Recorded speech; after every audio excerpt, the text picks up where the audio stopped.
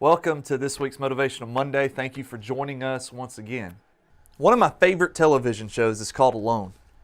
And it's a great show. It's a survivalist show. And the premise of the show is this. You get 10 contestants that are experts in survival skills. They're dropped off in the middle of nowhere where they can't come in contact with each other or other people. They can only take 10 items with them, and they have to survive on their own, off the land, for as long as possible. And the person that lasts the longest is your winner. Now, all 10 contestants go out there for one purpose: to win $500,000. And you think being dropped off in the middle of nowhere with only 10 items that you have to live off the land, you have to build your own shelter, you have to survive being around bears and wolves and other things like that sounds crazy. But $500,000 makes it sound not as crazy.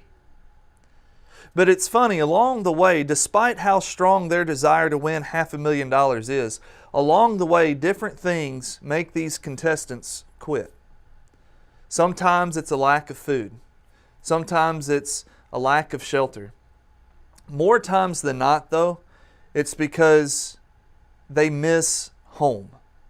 They miss their life that they left, and they want to get back to it. And we understand that. Similarly, the writer of Hebrews tells us this in Hebrews chapter 12, beginning in verse 1. Therefore, since we are surrounded by so great a cloud of witnesses, let us lay aside every weight and sin which clings so closely, and let us run with endurance the race that is set before us, looking to Jesus, the author and perfecter of our faith, who for the joy that was set before him endured the cross, despising the shame, and is seated at the right hand of the throne of God. See, the Hebrew writer is telling us about a race that we need to run and that we need to win. But what we're striving for isn't $500,000. It's not $1 million or $100 million. What we're striving for is something far greater. Something that Jesus said in Matthew 6 can't be destroyed by moth or rust and can't be stolen by thieves who break in.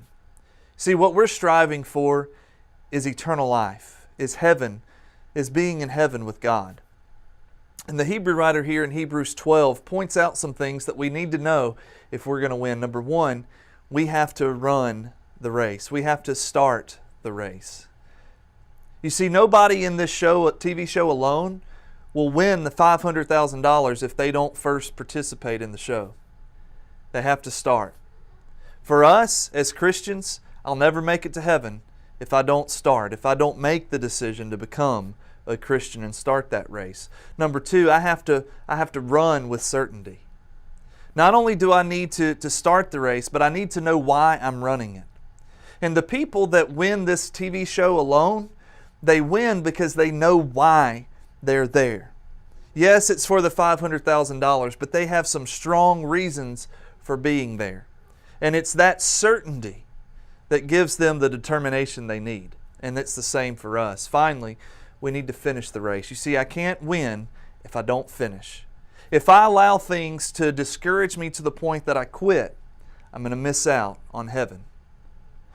I hope that each of us are wanting to start this race or have started this race. I hope that you're running with certainty, and I hope you're committed to finish. Thank you for being with us. I look forward to being with you next time.